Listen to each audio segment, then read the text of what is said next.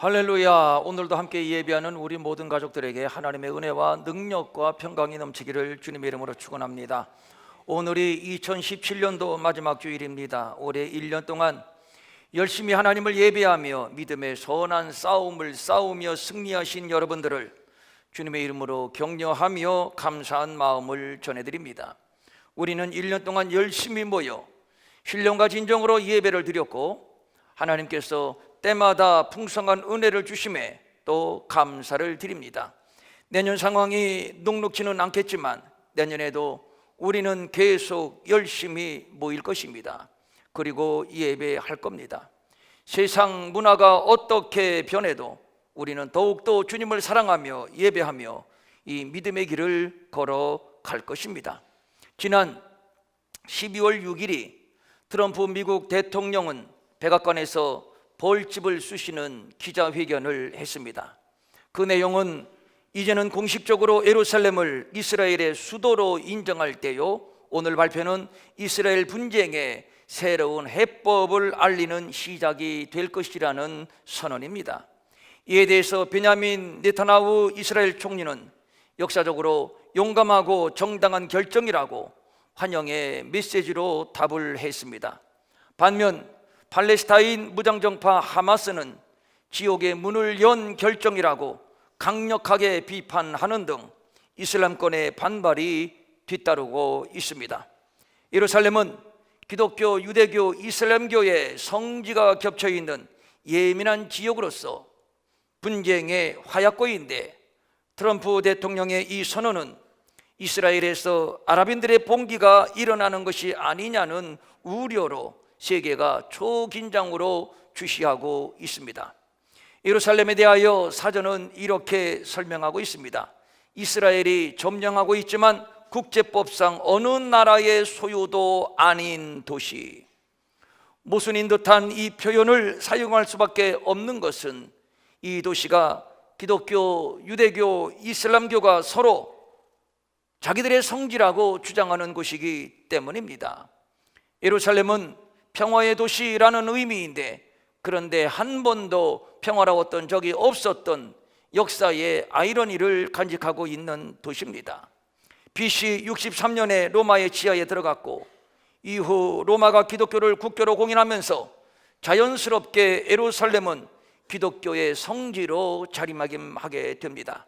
그러나 638년 예루살렘은 이슬람교를 믿는 아랍인들에 의해 함락되었고, 기독교인들은 십자군 전쟁을 일으켜 이곳을 탈환하려고 했지만 번번이 실패했습니다. 그러다가 1516년에는 오스만 터키 제국이 다시 예루살렘을 장악하게 됩니다. AD 70년 로마에 의해 성전은 파괴되고, 아브라함의 자손은 팔레스타인 지역에서 쫓겨나와 나라와 땅을 잃고 유럽과 전 세계 각지를 떠도는 고아 신세가 되어버리고 말았습니다. 그런데 한스럽게도 그들은 가는 곳마다 천덕꾸러기 신세를 면치 못했습니다. 세계는 유대인은 예수를 살해한 집단이라고 인식했고, 상업과 금융업에 종사하며 악착같이 살아가는 유대인들을 돈밖에 모르는 민족, 수존노라고 경멸하며 눈의 가시처럼 왕따 시켰습니다. 14세기 유럽에 창궐했던 혹사병으로 유럽, 중동, 북아프리카, 인도 등지에서 적게는 3분의 1, 많게는 2분의 1가량의 사망자가 발생을 했습니다. 그런데 이 무서운 재앙 속에서 유독 유대인들만 피해가 적었는데, 사실 그 원인은 유대인들이 다른 유럽 사람들과 함께 어울려 살지 못하고 떨어져 고립생활을 한 데다가 유대교의 전통에 따라 하루에 한 번 이상은 목욕을 하는 습관 때문이었습니다. 그런데 무지한 저 유럽인들은 흑사병의 원인이 유대인들이라고 덮어씌워 유대인에 대한 혐오증을 확산시켰고, 이로 많은 유대인들을 학살했습니다. 거기에다가 세계 제2차 세계대전 때에는 독일의 나치즘에 의해 600만 명이 학살당한 참혹한 역사를 우리는 알고 있습니다. 그러나 이러한 역사의 질곡 속에서도 유대인들의 마음속에 꺼지지 않는 타오르는 불꽃이 있었으니 그것은 우리는 하나님으로부터 선택된 거룩한 선민이다, 우리는 언젠가 조상들에게 약속하신 고토, 즉 팔레스타인으로 돌아갈 것이다 라는 기대감이었습니다. 아니, 이것은 단순한 기대감이 아니라 선민의 믿음이었고 소망이었습니다. 이 순환의 도시 예루살렘에 다시 유럽의 세력이 뻗치게 되는데 세계 제1차 세계대전 때에 1516년 이후 줄곧 이곳을 점령해 오던 오스만 터키 제국은 영국에 의해 패하게 되고 이로써 예루살렘은 영국의 수중에 들어가게 됩니다. 현대의 중동 문제는 여기에서부터 시작이 된다고 할 수 있습니다. 1917년 영국 정부는 팔레스타인 땅에 유대인을 위한 민족적 고향 건설을 지지한다는 벨푸어 선언을 발표했고 이 선언으로 1900여 년 동안 나라를 잃어버린 채 유랑하는 유대인들은 팔레스타인으로 물민 듯 밀려 들어갔습니다. 그런데 문제는 그 땅에 살고 있었던 팔레스타인 원주민들의 반발입니다.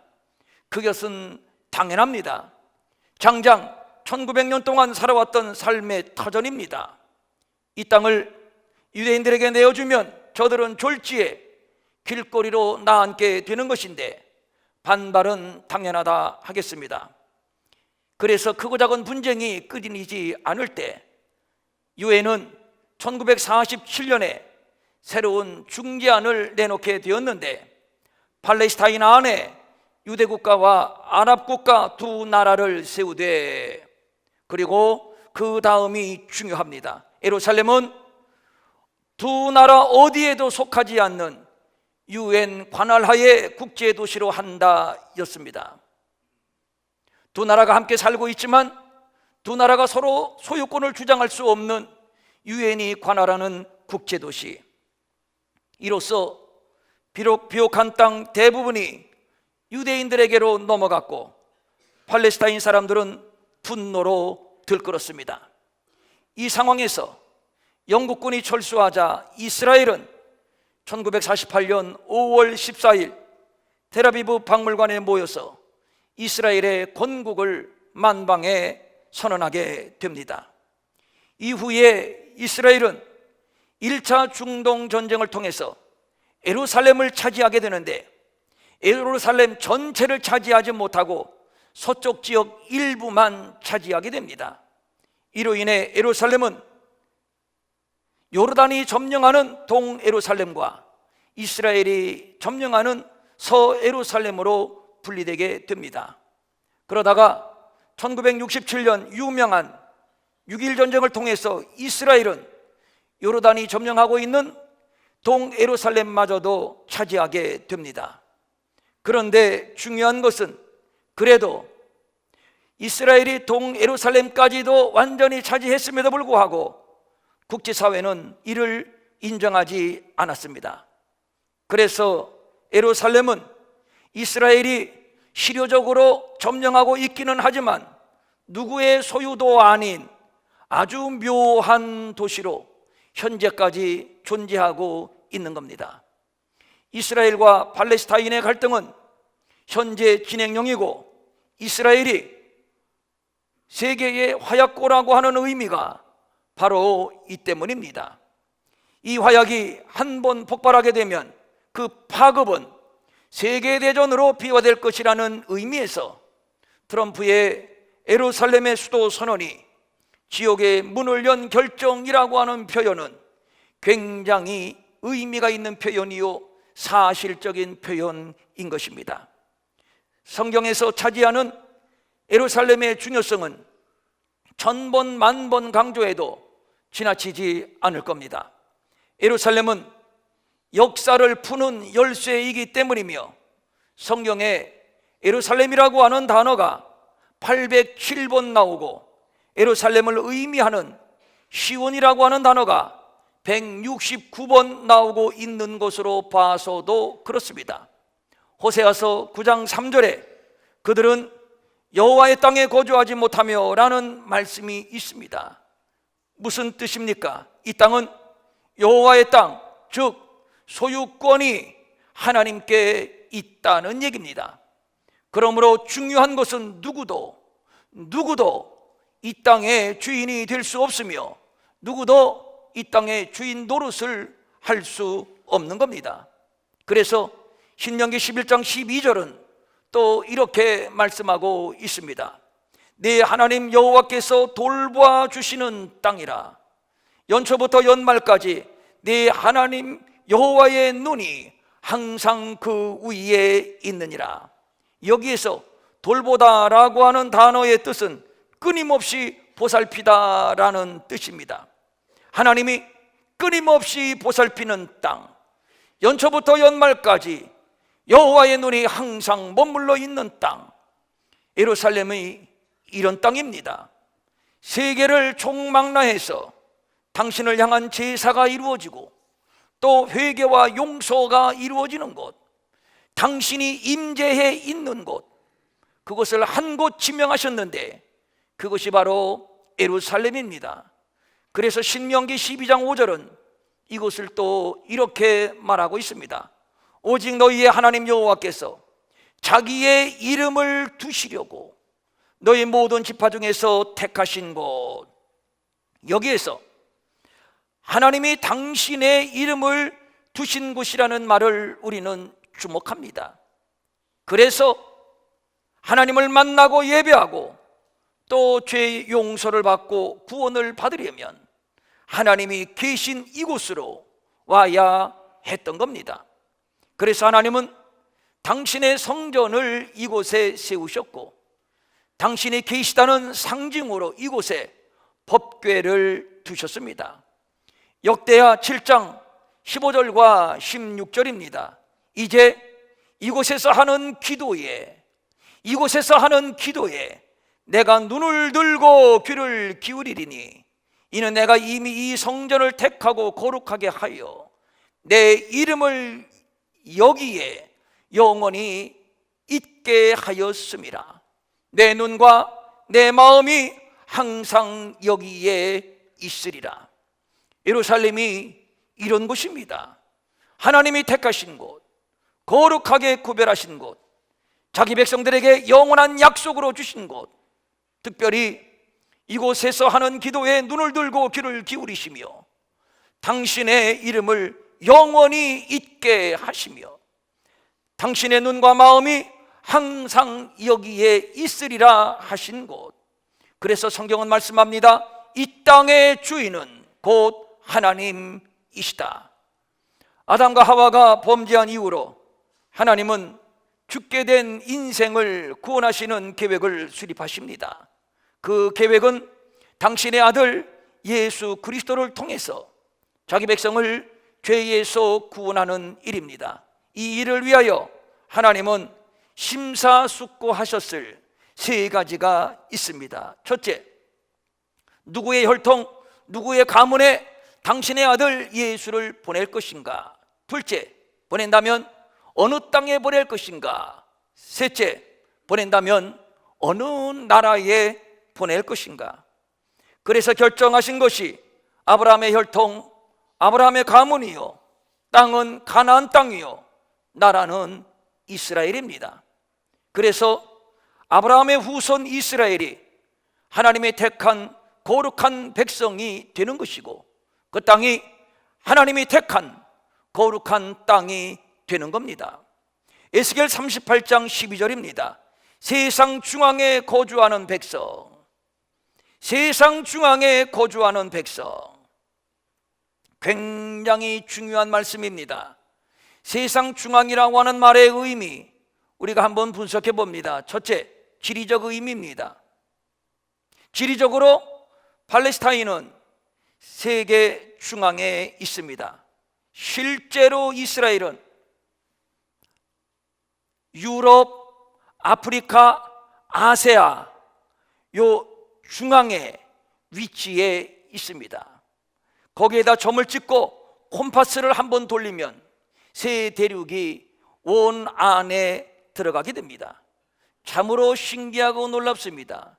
인공위성을 타고 내려다본 것도 아니고 하나님이 주시는 영감으로 성경을 기록했는데 그 땅을 세계 중앙의 땅이라고 성경은 기록해주고 있습니다. 두 번째, 역사적으로 이스라엘이 우주 역사의 중심이라는 의미입니다. 역사는 이스라엘, 예루살렘을 중심으로 전개해 왔고 앞으로도 그렇게 될 것입니다. 이집트, 아시리아, 바벨론, 페르시아, 헬라, 로마, 이런 나라들은 역사상 한때 세계를 제패했던 나라들입니다. 그런데 공교롭게도 이 나라들은 모두 전성기 때에 이스라엘을 집어먹었던 나라들입니다. 그러니까 세계는 힘만 키우면 헐떡거리며 이스라엘을 집어먹고자 달려들었는데 그 이유는 이스라엘을 먹어야 세계를 먹었다 하는 것이기 때문입니다. 이스라엘이 세계고 세계가 이스라엘입니다. 이스라엘이 역사의 핵입니다. 그 다음에 세상 중앙이라고 하는 영적인 의미, 그 땅에 예수님이 오셨고 그 땅에 성령이 강림했고 그 땅에 교회가 세워졌고 또 중요한 것은 그 땅에 이제 곧 예수님이 재림하실 겁니다. 그렇습니다. 이스라엘은 하나님께서 자기 백성 즉 아브라함과 그의 후손에게 약속으로 주신 땅입니다. 그러므로 그 땅을 약속의 땅이라고 부르는 것이며 그러므로 누구도 이 땅의 주인이 될 수 없습니다. 만약에 주인이 되고자 했을 때는 가차없이 하나님께서 쳐버리셨습니다. 이스라엘이 1900여 년 동안 나라를 잃어버리고 세계의 고아로 유랑할 때 온갖 모함과 천대를 받으며 나치에 의해 600만 명이 학살을 당할 때에도 저들은 이것을 붙들었습니다.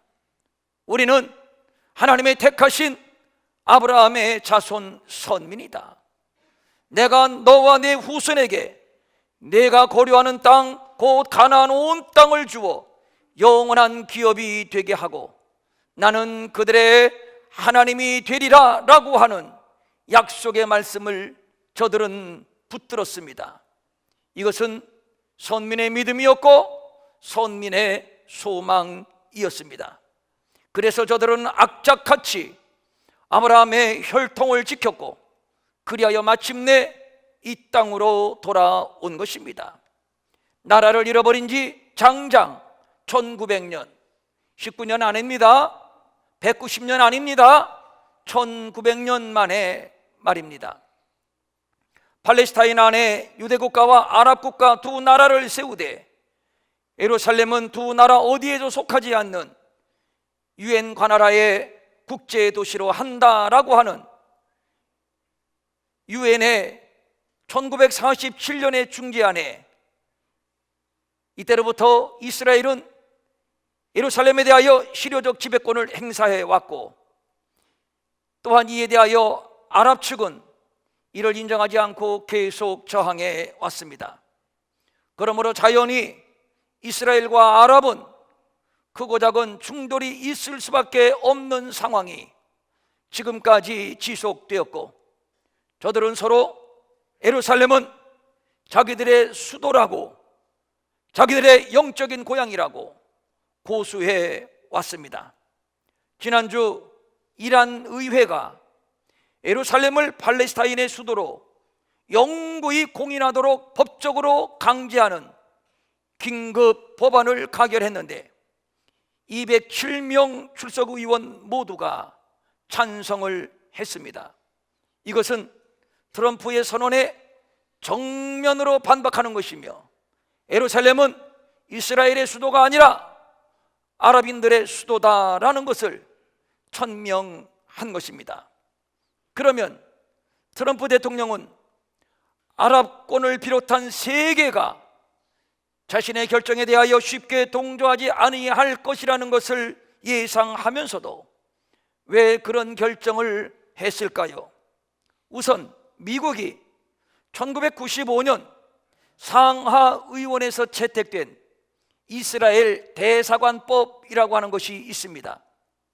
이 법안은 현재 텔아비브에 위치한 미국 대사관에 이스라엘 이전을 규정하고 있습니다. 그것은 실제적으로 미국이 예루살렘을 이스라엘의 수도로 인정한다는 의미이기도 합니다. 그런데 이 법안은 아주 예민한 법안이기 때문에 대통령이 그 실행을 6개월간 보류할 수 있다는 유예 조항이 붙어 있습니다. 이 조항에 근거하여 미국의 역대 대통령들은 모두 대사관의 예루살렘 이전을 6개월마다 유예시켜 왔던 겁니다. 그러나 트럼프 대통령은 자신의 대선 공약에서 밝힌 바대로 법안 시행을 강행한 것입니다. 이번 예루살렘 문제는 단순한 정치적인 문제가 아닙니다. 그 안에는 하나님의 깊은 역사의 섭리가 담겨 있습니다. 1948년 이스라엘의 독립과 1967년 6.1 전쟁으로 예루살렘의 실효적 지배권이 이스라엘에게로 돌아왔습니다. 그것은 예수님께서 감람산에서 제자들에게 마지막으로 전해주신 이방인의 때와 아주 밀접한 관련이 있습니다. 예수님께서 고난을 당하시기 직전에 제자들에게 예수님의 재림의 시기 이전에 종말적 징조에 대하여 말씀을 하셨습니다. 이 징조는 거짓 선지자들이 많이 나와서 미혹하는 일이 있게 될 것이고, 민족이 민족을, 나라가 나라를 대적하여 일어나는 크고 작은 전쟁이 빈번하게 있을 것이고, 큰 지진과 전염병이 있을 것이고, 믿는 자들에게 핍박도 있게 될 것을 말씀했습니다. 그리고 오늘의 예루살렘의 시국과 관련된 아주 중요한 말씀을 하셨습니다. 누가복음 21장 20절입니다. 너희가 예루살렘이 군대들에게 에워싸이는 것을 보거든 그 멸망이 가까운 줄 알라. 예루살렘을 둘러싼 크고 작은 전쟁을 예고하는 말씀이고, 또 24절로 내려가서 그들이 칼날에 죽임을 당하며 모든 이방에 사로잡혀 가겠고, 예루살렘은 이방인의 때가 차기까지 이방인들에게 밟히리라. 이미 이 예언의 말씀은 이루어져서 아브라함의 자손들은 칼날에 죽임을 당하고, 예루살렘은 이방인들에게 빼앗겨 돌 위에 돌 하나 남기지 아니하고 무너졌고, 저들은 세계로 뿔뿔이 흩어져 1900여 년 동안 나라를 잃어버린 채 멸시천대를 받으며 살았습니다. 그리고 예루살렘은 이방인의 때가 차기까지 이방인들에게 밟히리라.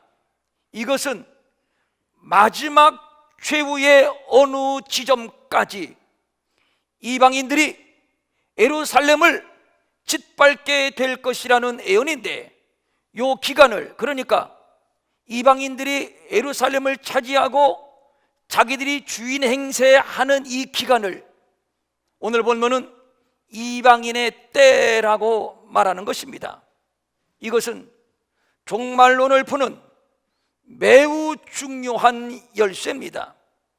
이미 말씀을 드렸습니다만, 이스라엘이 1948년 독립을 했지만, 그러나 예루살렘은 완전히 독립하지 못했습니다. 서쪽 일부만 차지했을 뿐입니다. 그러므로 실질적인 완전한 독립은 못했다는 얘기죠. 예루살렘을 완전히 회복해야 진정한 독립이요, 그래야 세상 끝입니다. 그런데 드디어 1967년 6.1 전쟁으로 이스라엘은 예루살렘을 완전히 차지했습니다. 이때 성급한 사람들은 이스라엘이 예루살렘을 차지했다, 이제는 이방인의 때가 끝났다라고 말을 하면서 아이들 학교에 보내지도 않고 집, 논 다 팔고 언제 예수님 재림하실 건가 하늘만 쳐다보고 살았습니다. 그러나 이것은 정말 성급한 행동이었습니다. 차지하기는 했지만 속을 들여다보면 완전한 회복이 아니었습니다. 아직 예루살렘은 이스라엘의 수도도 아니요, 아직도 성전이 있던 시온산에는 이방인의 성전, 이슬람의 모스크가 세워져 있습니다. 예루살렘은 아직도 이방인이 장악하고 있고, 아직 예루살렘은 이방인의 때입니다. 이방인의 때가 끝나지 않았습니다. 예루살렘은 이방인의 때가 차기까지 이방인들에게 밟히리라. 여기에서 이방인의 때가 차기까지, 이 말은 이방인의 지배종식이 끝나면 이라는 의미입니다. 그러니까 이방인의 지배종식이 끝나면 그때는 역사의 종말, 즉 예수님의 재림과 세상의 심판을 카운트다운하는 단계로 들어가게 되는 겁니다. 그런 점에서 이번 트럼프 대통령의 결정은 이방인의 지배종식을 끝내겠다는 선언인 것이고, 이것은 우주 역사에 어마어마한 대사건의 천주곡이라고 할 수 있습니다. 앞으로 이 일이 어떻게 전개될지 아무도 모릅니다. 트럼프 대통령과 베냐민 네타냐후 이스라엘 총리가 계속적으로, 아주 공격적으로 계속 밀고 나갈지, 아니면 적당한 선에서 속도 조절을 할지 예상할 수는 없지만, 중요한 것은 결국 그렇게 될 것입니다. 예수님의 재림과 역사의 종말이 반드시 있게 될 성경 예언의 말씀을 믿는다면, 저는 이번 트럼프 대통령의 예루살렘 수도 선언은 굉장히 의미가 있고, 또 앞으로 우리가 계속 주시하고 관찰해야 할 문제라고 생각이 듭니다. 마태복음 16장 3절입니다. 아침에 하늘이 붉고 흐리면 오늘은 날이 굳겠다 하나니, 너희가 날씨는 분별할 줄 알면서 시대의 표적은 분별할 수 없느냐. 그리고 누가복음 21장 28절입니다. 이런 일이 되기를 시작하거든 일어나 머리를 들라, 너희 속량이 가까웠느니라 하시더라. 우리가 예루살렘을 주목하는 이유는 바로 예루살렘이 역사의 시계바늘이기 때문입니다. 그래서 예루살렘에서 일어나는 일들에 대하여 우리는 비상한 관심을 갖는 것이지요. 역사의 마지막에는 세계가 예루살렘을 에워쌀 겁니다. 마치 AD 70년 로마 군대가 예루살렘을 에워싼 것처럼 말입니다. 트럼프 대통령이 예루살렘 수도를 선포하자 유엔은 즉각적으로 회의를 소집해서 표결에 붙였습니다. 찬성 128표, 반대 9표. 이 말이 트럼프 대통령의 선언을 압도적으로 반대했다는 것이죠. 그러니까 이스라엘의 예루살렘 수도 우리가 결코 인정할 수 없다. 대한민국도 반대표를 던졌습니다. 정치적으로 예루살렘은 지금 앞으로 점차 세계로부터 에워싸임을 당할 겁니다. 점점 더 강하게 에워싸임을 당할 겁니다. 뿐만 아니라 앞으로 군사적으로도 예루살렘은 세계로부터 에워싸임을 당하게 될 겁니다. 세계의 모든 군대들이 이곳으로 집결할 것입니다. 에스겔 38장 16절입니다. 구름이 땅을 덮음같이, 구름이 땅을 덮음같이 내 백성 이스라엘을 치러 오리라. 고가, 여기서 곡은 이스라엘을 치는 세력을 말합니다. 고가 끝날에, 끝날에, 세상 마지막 심판의 날에 너를 끌어다가 내 땅을 치게 하리니, 이스라엘을 치게 하리니, 예루살렘을 치게 하리니. 세계가 정치적으로 군사적으로 이스라엘을 에워싼다는 것은 그만큼 세상의 심판의 끝날이 다가왔다는 하나님의 징조인 것입니다. 그러나 스가랴서 12장 2절입니다. 보라, 내가 예루살렘으로 그 사면 모든 민족에게 취하게 하는 잔이 되게 할 것이다. 이 말이 무슨 의미인가 하면, 사방의 민족이 예루살렘을 공격할 것이지만 하나님은 친히 자기 백성 이스라엘을 위하여 싸우실 것입니다. 오히려 저들을 하나님이 치실 겁니다. 오히려 그들은 하나님 앞에 술 취한 사람들처럼 망하게 될 것입니다. 그러므로 이스라엘에 대하여 우리가 취할 입장은 이것입니다. 시편 122편 6절입니다. 예루살렘을 위하여 평안을 구하라.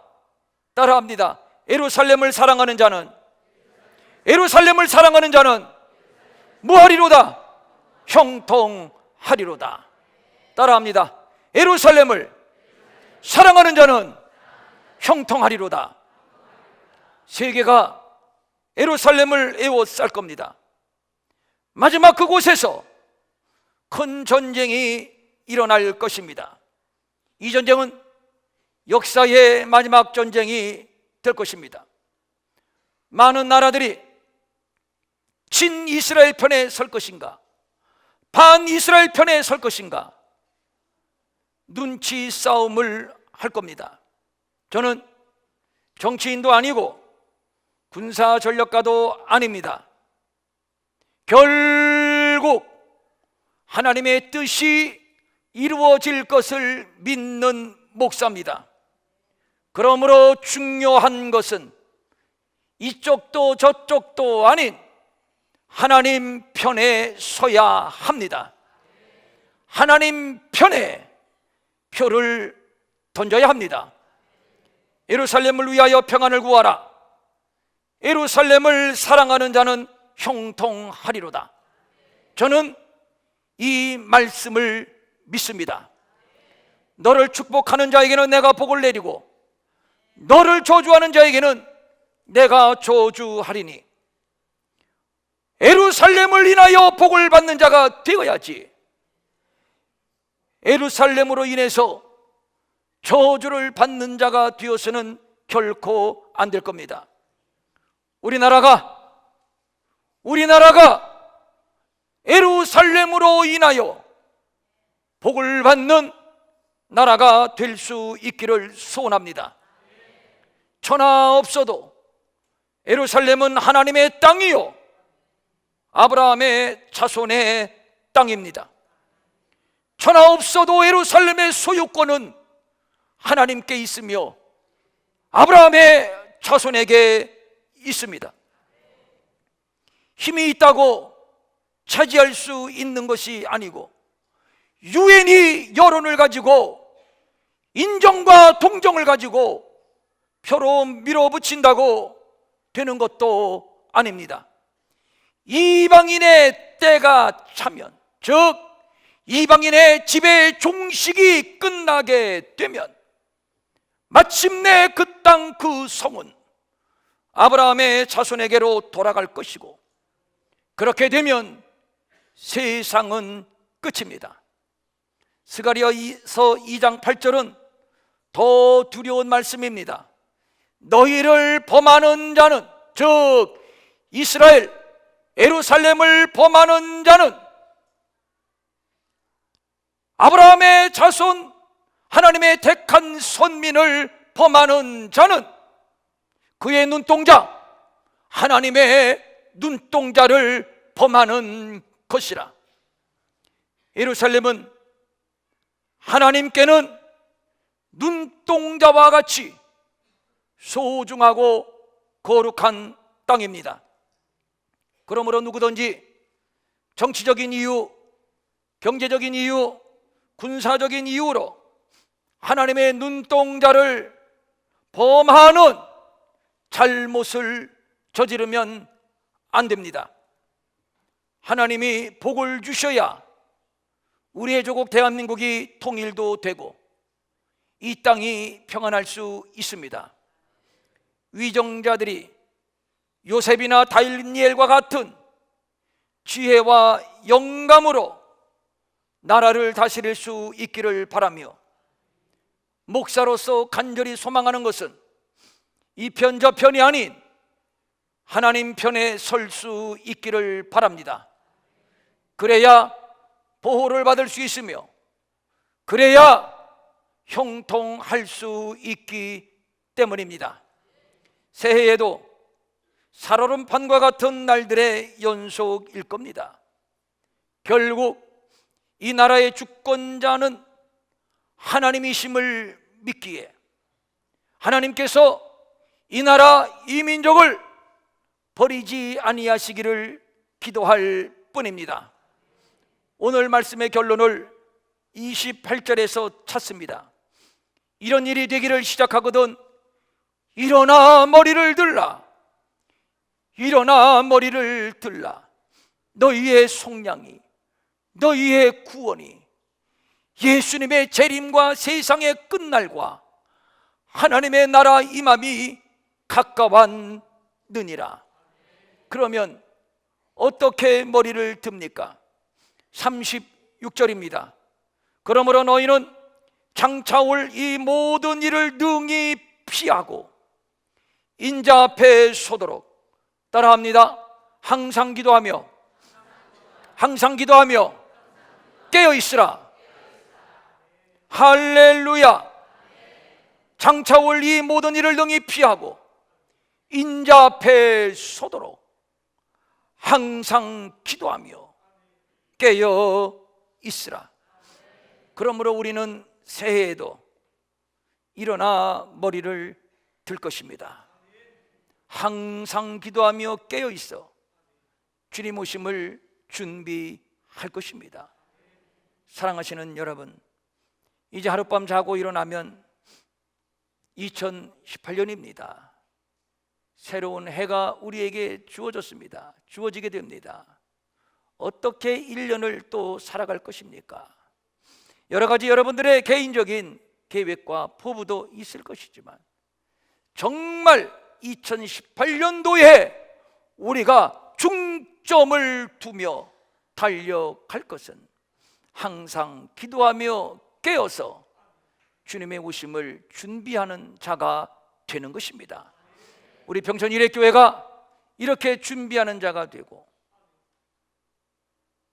이스라엘을 위해서 복을 비는 자가 되어서 하나님 앞에 형통한 자로 복을 받으며 우리의 조국 대한민국이 하나님의 복을 받는, 그래서 꽉꽉 막혀 있는 저 휴전선 통일의 문이 활짝 열리고 저 북한 땅에 우리가 뛰어들어가 복음을 전하여 그 어두운 땅을 하나님의 복음의 영광의 빛으로 비추고 남북이 하나가 되어서 하나님을 마음껏 예배하며 찬양하며 세계 열방의 복음을 전하는 선교 대한민국 우리의 조국 될 수 있기를 주님의 이름으로 축원합니다.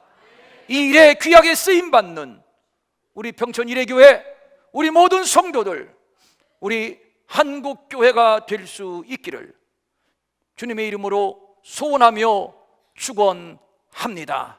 아멘. 일어나셔서 찬송 179장